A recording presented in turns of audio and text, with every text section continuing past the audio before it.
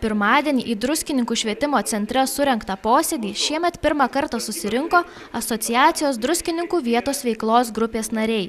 Renginyje dalyvavo Druskininkų savivaldybės mero pavaduotoja Kristina Miškinienė, kaimo bendruomenių atstovai ir kiti asociacijos nariai, kurie aptarė praėjusių metų įgyvendintus projektus bei diskutavo tolimesnių projektų vykdymo klausimais.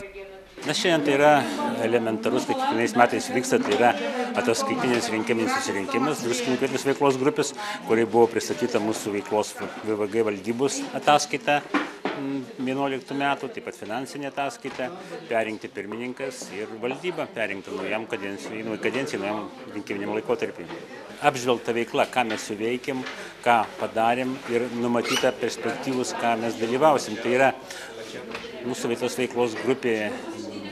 Pati asociacija dalyvauja projektinėje veikloje, rašo projektus, iš kurių gauna finansavimą ir įgyvendina. Pagrindinis dalykas, ką mes turim padaryti, tai toliau įgyvendinti kaimiškosios teritorijos, Druskininkų savivaldybės kaimiškosios teritorijos plėtros strategiją 10–15 metam. Tai yra tęsim paraiškų priėmimą, projektų vertinimą, jų įgyvendinimą. Taip pat vykdysim mokymų projektą, kurioje bus mokomi tiek valdybos nariai, tiek potencialūs projektų tiekėjai, kurie norės pateikti paraiškas pagal jų poreikius, ar tai finansiniai, tai viešieji pirkimai, ar tai projektų rašymo klausimai, priklausys nuo to, ką pageidaus projektų tiekėjai.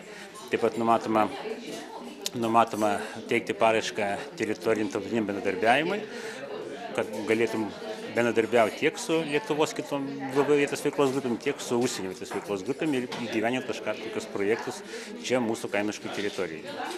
Posėdžio metu buvo diskutuojama, kaip suartinti miesto ir kaimo bendruomenės, bei kaip kaimo bendruomenės paskatinti užsiimti kuo įvairesnė veikla. Posėdėje buvo diskutuojama ir dėl asociacijos Druskininkų vietos veiklos grupės pirmininko bei valdybos narių pareigų. Bendru posėdžio narių sutarimu pirmininku dar vienai kadencijai perrinktas Alvydas Varanis, kiti valdybos nariai taip pat liko tie patys.